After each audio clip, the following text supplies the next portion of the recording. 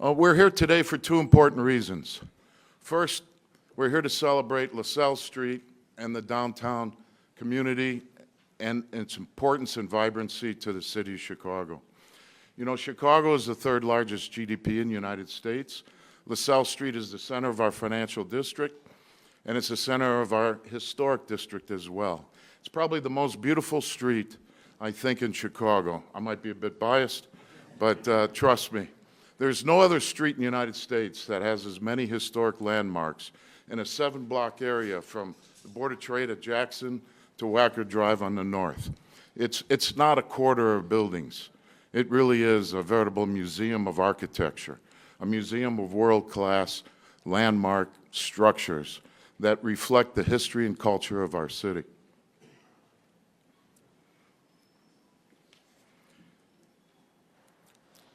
Also today, we're here, more importantly, to talk about housing, inclusive housing for all of the citizens of Chicago, and the importance of that housing for the continued vibrancy and success of our downtown area. Downtown Chicago is the second most concentrated city in the United States. Why? In large part because for 150 years, the downtown area has been served by one of the world's greatest mass transit systems. It's a mass transit system that holds the downtown together.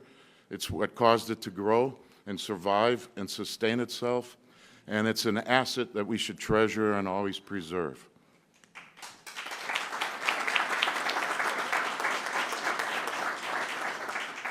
I tell everybody all the time that there's only two world-class cities in the United States, New York and Chicago. We can argue about which one's the number one, which one's the number two, but we all know who we're going to vote for. But you can't be a world-class city without world-class public transit and a world-class downtown community.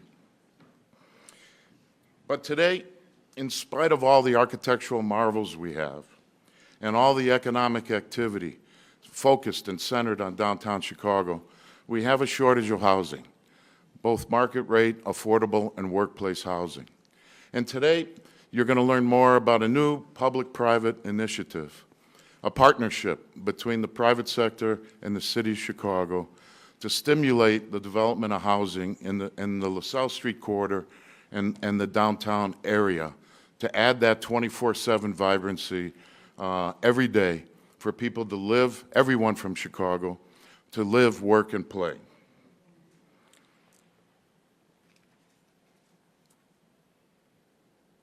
This partnership is just not about renovating buildings. It's about building dream and opportunity for all of the citizens of Chicago. I'd like to extend my deepest gratitude to Mayor Johnson and his staff and all the other public officials today who have stand behind this program and kept it alive for the benefit of all the citizens of the city. At this time, I'd like to introduce our Deputy Mayor of our great city, Kanya Merritt.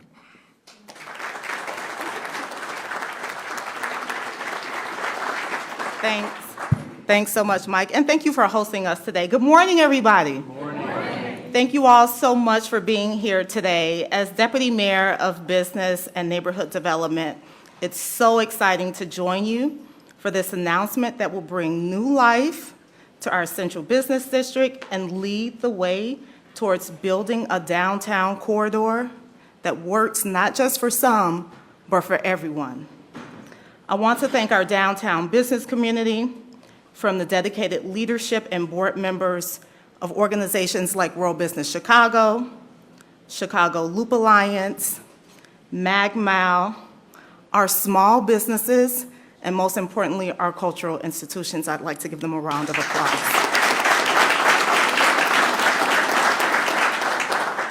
We are so appreciative of your unwavering commitment to our city's growth and our vitality, which is instrumental in shaping our collective and inclusive vision for our future.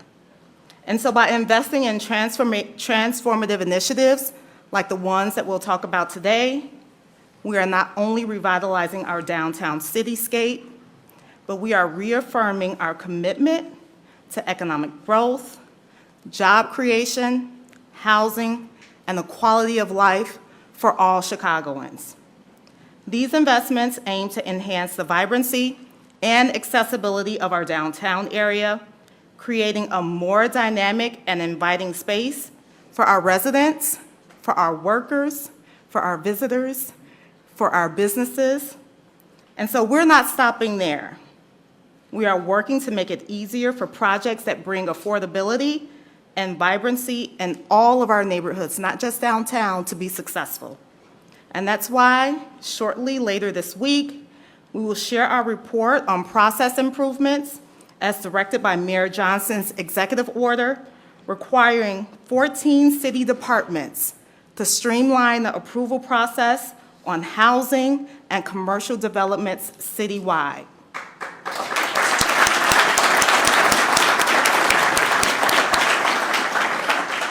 This action item is a report. A report will come out later this week that will enable us to accelerate our housing and economic development processes so we can make more announcements like the one we're doing today and deliver on the mayor's vision of building the housing, businesses, and neighborhoods that all Chicagoans deserve. And so it's important.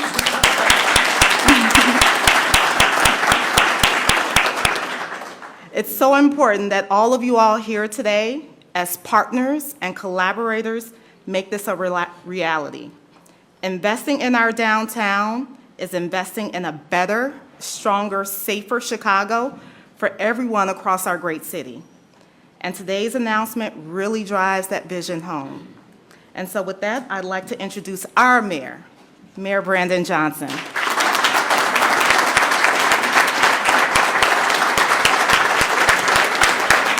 Thank you. Thank you. Thank you very much. Thank you to our Deputy Mayor, Kenya Merritt, for that introduction. And good morning, everyone. I'm so excited to be here with you all today. I just want to dissolve all rumors. I will not be moving downtown Chicago despite how affordable it is. So I'm going to stay in Austin, and we can debate whether Chicago Avenue is also an historic avenue. But it really is great to be joined by individuals who help make the city of Chicago work. And that's our alders, Robinson, Conway, and Riley. Thank you all for being here today. So if you notice on this side of the stage, you have our Commissioner Boatwright, Constaneta, Deputy Mayor Kenya Merritt, our Budget Director, Annette Guzman. I mentioned to Quentin, we had to invite a couple of guys just to make it balance.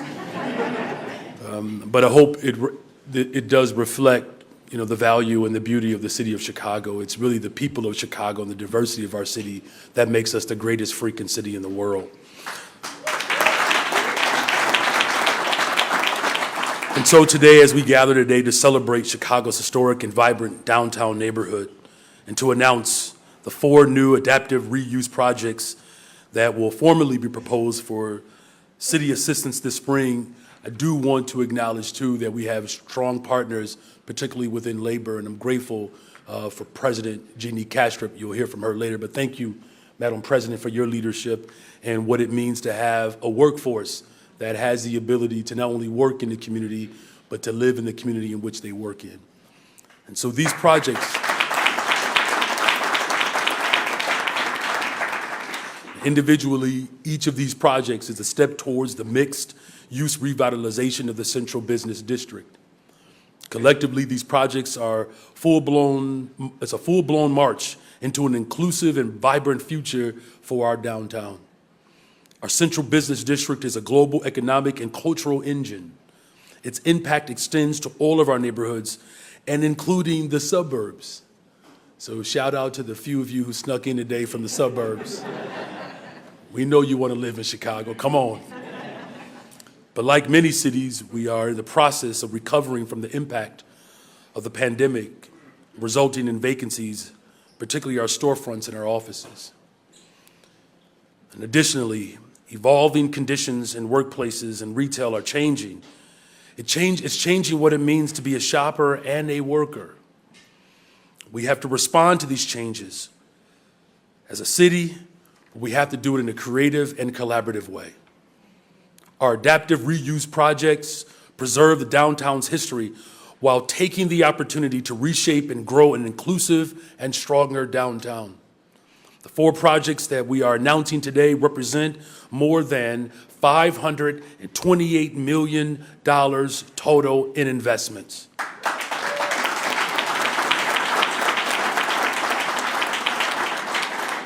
Together, they will create more than 1,000 new housing units and 300 affordable units within the underutilized office buildings. In addition to affordable housing, we look forward to developing a new hotel, activating empty retail spaces, and supporting an improved public plaza.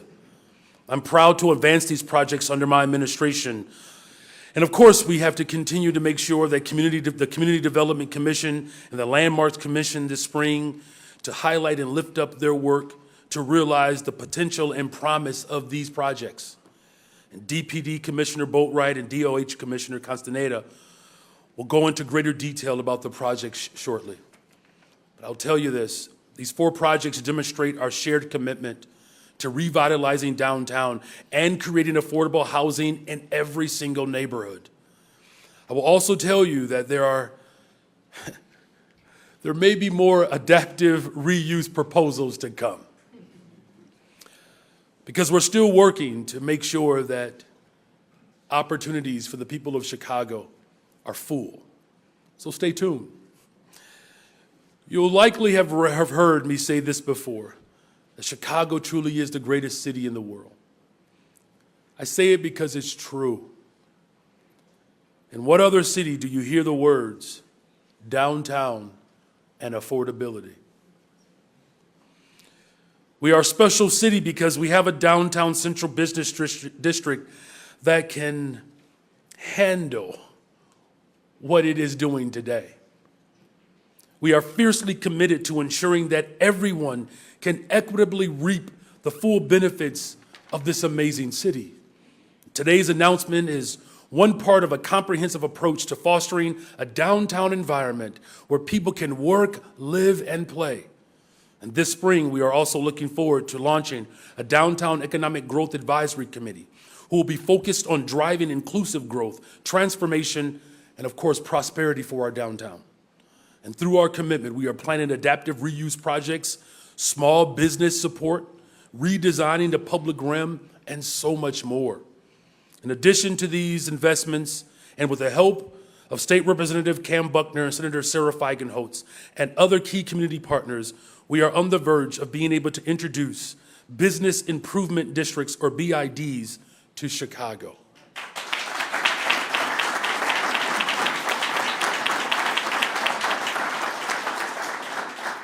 The city will continue to work in partnership with the community partners, businesses, and other stakeholders across all of the work to make sure that downtown, from every single angle of downtown, becomes a thriving neighborhood. So I want to thank all the city leaders and partners who are supporting the transformation for our neighborhoods. I really do look forward to seeing all of the new adaptive reuse projects that are coming to life for a better, stronger, safer Chicago. What we have been able to accomplish in less than a year, it certainly gives me excitement for the next 23 years that I'll serve as mayor. And so with that, it is now my pleasure to bring to the stage our DPD Commissioner, Commissioner Boatwright. Thank you very much.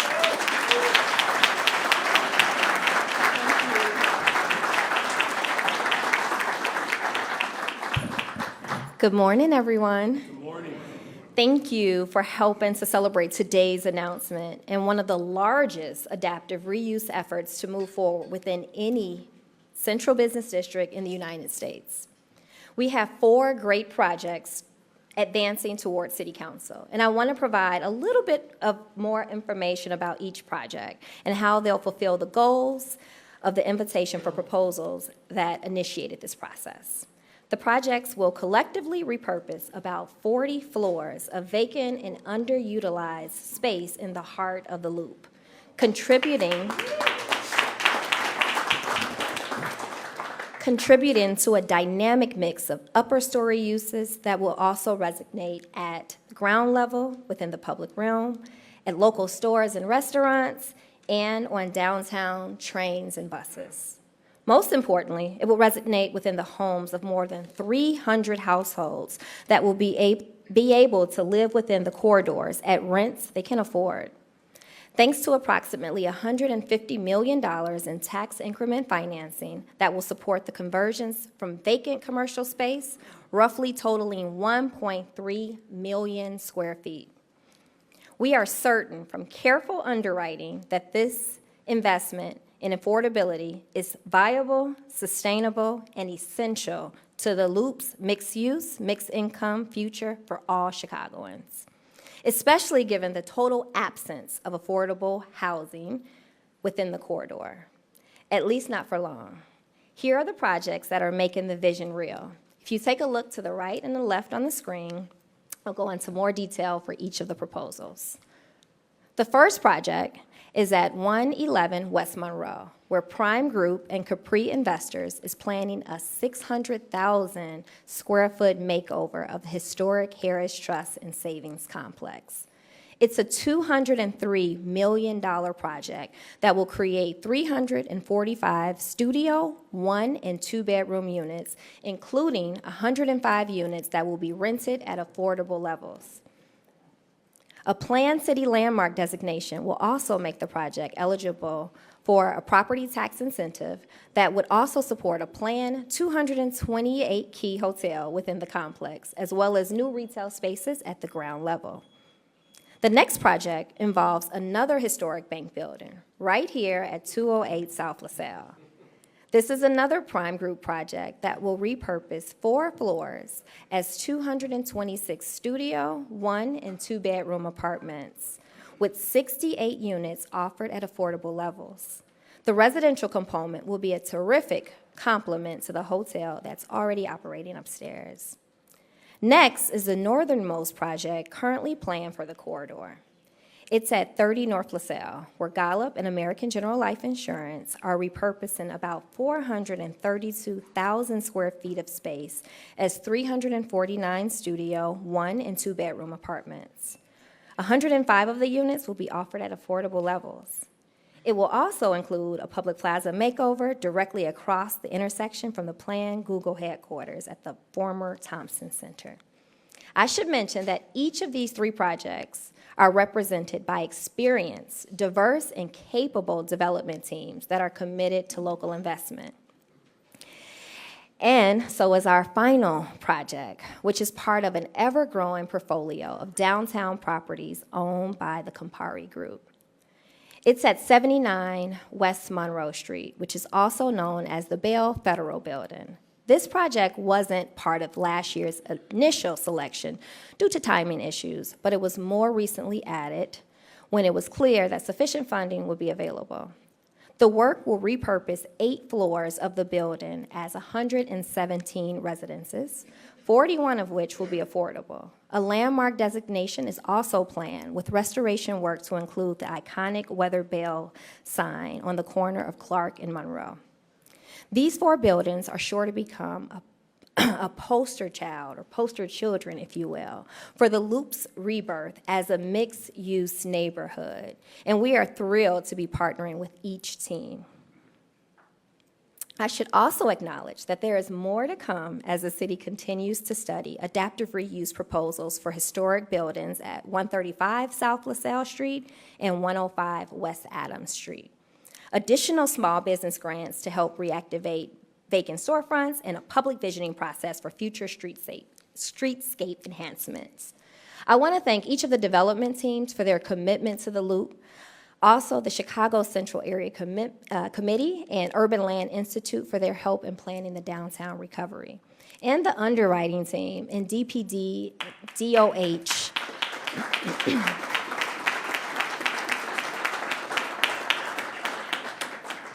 for ensuring that these projects are right-sized and viable as we work under Mayor Johnson to reinvent the Loop's legacy as the heart of the city. Thanks so much. And now more from Commissioner Castaneda on the affordability of the unit.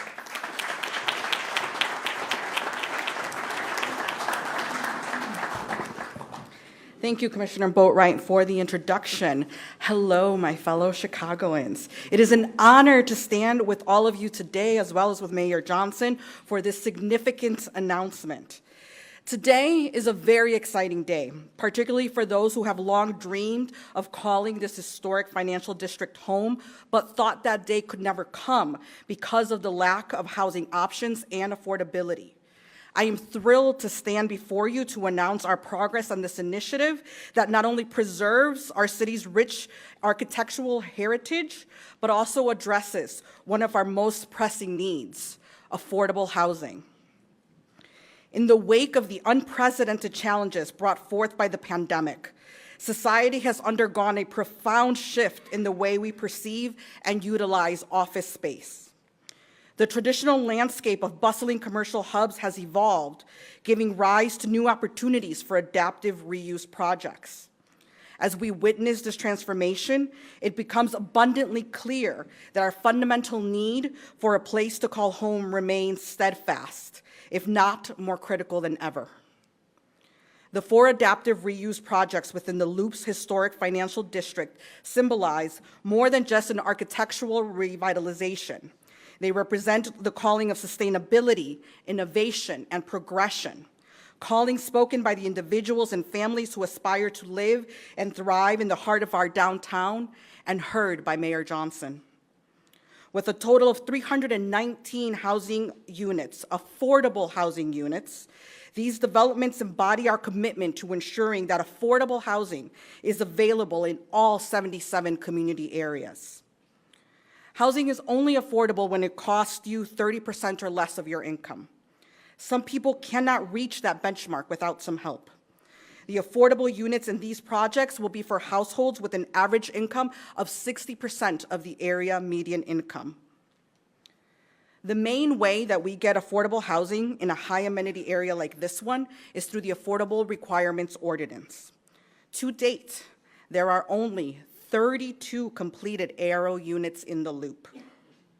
With the additional more than 300 affordable units through this initiative, we will have a nearly 1,000% increase in the total affordability of units in this community area.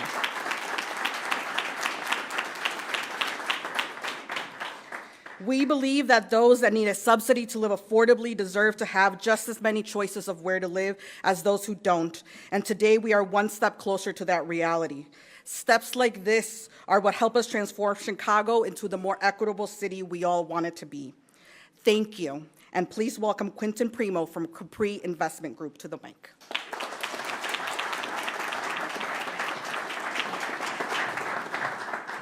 Thank you, Commissioner, and thank you, Mayor. Where are you? There you are. For your remarks and your support of the LaSalle Street Reimagine Initiative, which is such an important initiative for the city, both in terms of economic revitalization as well as social inclusion, both of which are equally important.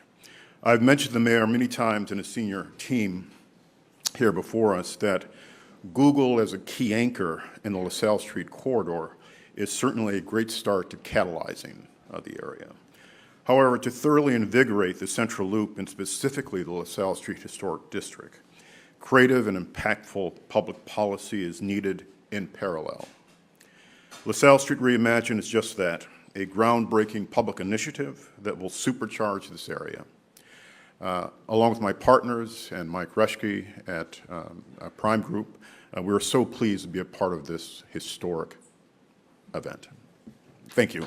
And I'd like to introduce Jeannie Kastrup, President of SEIU. Thank you very much.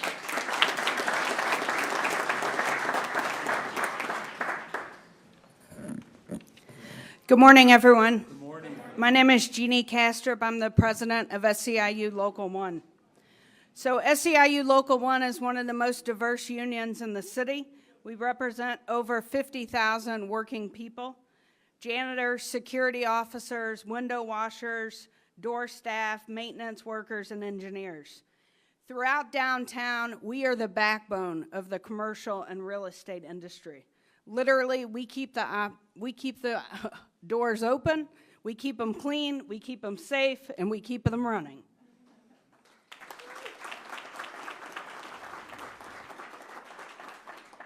As we reimagine downtown Chicago in a post-COVID economy, I want to commend Mayor Johnson and his administration. Maybe one day I'll make it to the left side where all the women are. Just saying. I want to commend him for investing in the core of downtown. Whether you're here from the business community, the hospitality industry, tourism, an elected official, or from a union like me, I think we all can admit that we are tied together in the success of our downtown. It impacts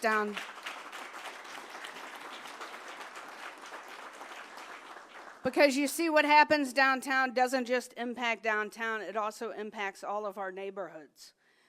SEIU Local 1 and its members share a vision of a reimagined downtown, where downtown is thriving, businesses are thriving, but good-paying jobs like those our members, Local 1 members, continue to exist. And downtown is a place that everyone can enjoy. This project is significant.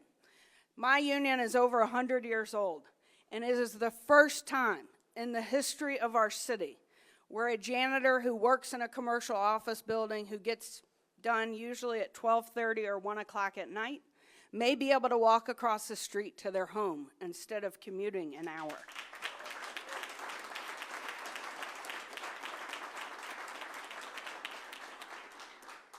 This is building a downtown and investing in a downtown that not just works for some of us, but works for all of us.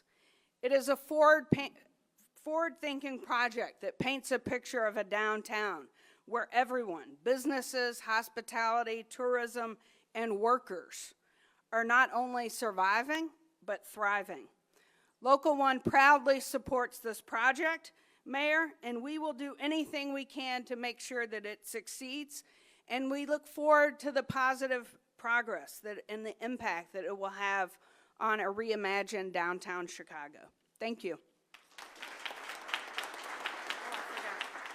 I forgot my next thing. Now I'd like to introduce Brian Gurish from Roanoke Hospitality.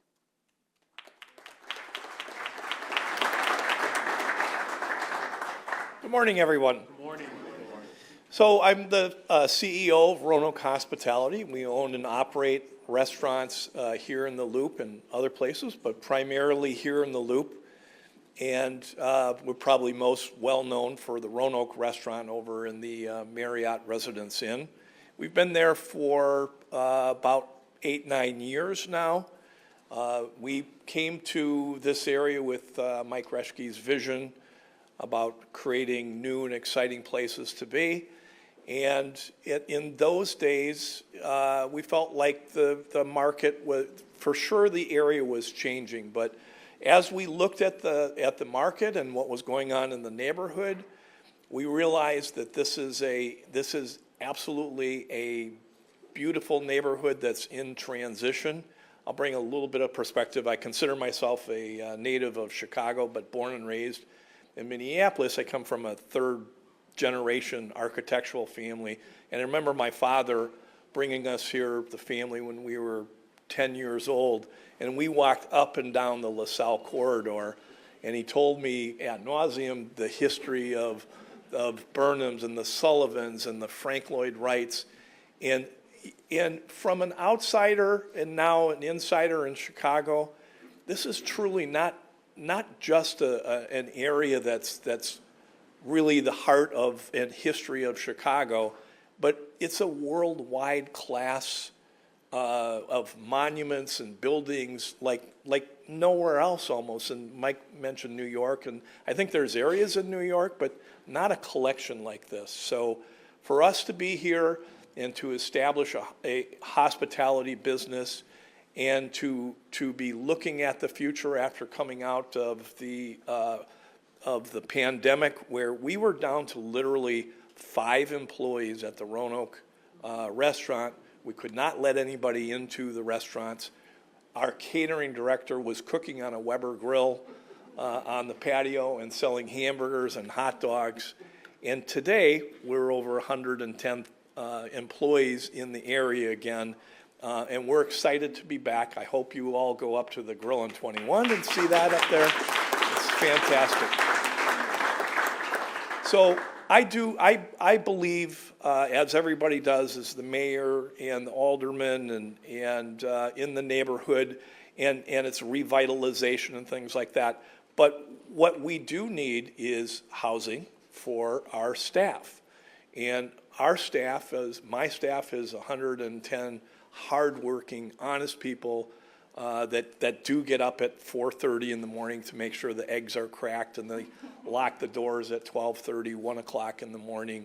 And it would really help with the revitalization of the area to be able to have housing for them here.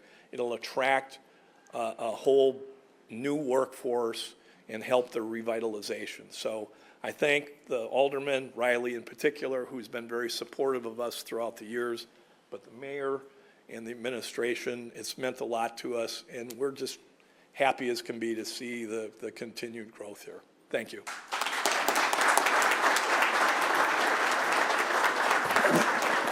And that concludes our formal program. Thank you all so much for joining us today. But before we wrap, I would like to acknowledge our city staff that has worked tirelessly for months to get us to this point, and so would like to acknowledge them with a round of applause.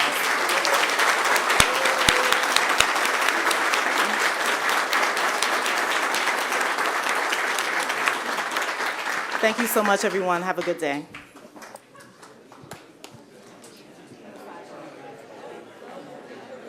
Here? We're doing the Q&A here? First. Oh, okay. Hey everybody, we're going to do Q&A here, and then we're going to do a pull aside immediately after. So for members of the press who have on-topic questions, please flag me down. We're going to start with Sun Times. Hey, if somebody can explain, 79 West Monroe is the one project that wasn't shortlisted by the Lightfoot administration. If somebody can explain how that came to be. Sure. And what it adds to the overall project, I'd appreciate it. Thank you. Excuse us all just for a second. We're taking some Q&A right here, so if we can just ask these conversations to just be taken to the side or just hold for a moment. Thank you. Commissioner Boatwright. Thank you, Mayor. Yeah, so a follow-up to your question regarding 79 West Monroe. You're right. 79 West Monroe was not part of the original proposals received last year. They weren't submitted due to timing issues, as stated in my earlier remarks, but it was included later once we recognized that we have funding available. This is a development team that's committed to Chicago, and they've been rather bullish about investment in Chicago. Over $167 million invested in Chicago over the last 16 months. And so we recognize the importance of really supporting development partners that recognize the value of deep investment, are committed to bringing housing, and are committed to providing a deep level of affordability within the housing in these developments. And I'm Craig Dellamore with WBBM Radio, and this is for the mayor or anyone else who wants to answer this. With this much real estate involved and this kind of attraction of development downtown, how do you think the possibility of a Bring Chicago Home ordinance where there's more of a tax when it comes to sales of high-end properties like this, how could that affect the future of this kind of development, or would it affect it?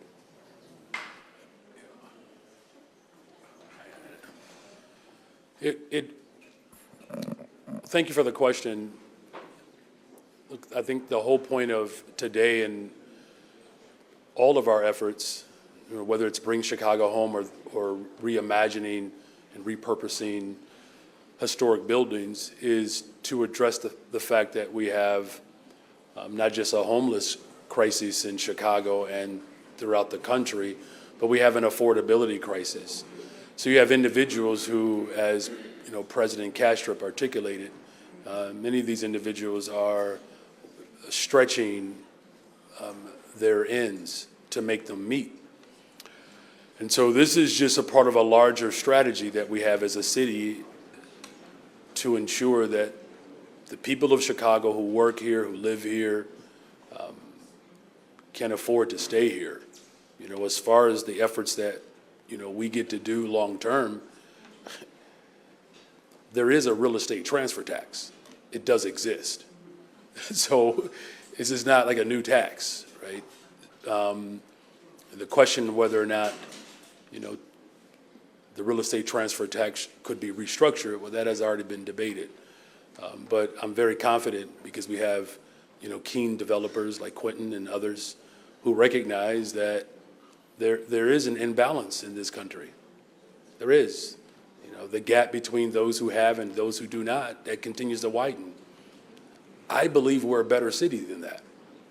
So much so, I just want the record to reflect, though, that Brian is the most neutral person up here from Minneapolis, and he voted for Chicago over New York. So where did he go? He made his vote and he ran, but it's too late now. So I hope that answers your question, Greg. Hi, Mayor, stay up there if you'd be so kind. Craig Wall with ABC7 over here to your right. Good morning. Good morning. As we look ahead to this, obviously this has to go through City Council, but what is your hope for how soon this can actually become a reality? Yeah, I mean, we have a very aggressive timeline. Commissioner Boatwright? Thank you, Mayor. So we're moving, and we're excited to work with the four that we just announced today. The four are slated to go through, obviously, landmarks and city council approvals as appropriate.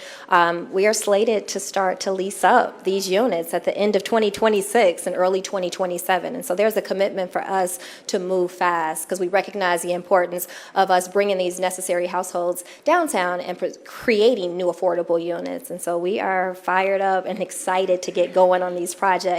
And also excited to continue to work with the other two proposals that we mentioned and move them along just as quickly. Just a few comments. One, with respect to the last question, Mike and I are committed and in process of starting construction on the redevelopment of 111 West Monroe this year, before year end.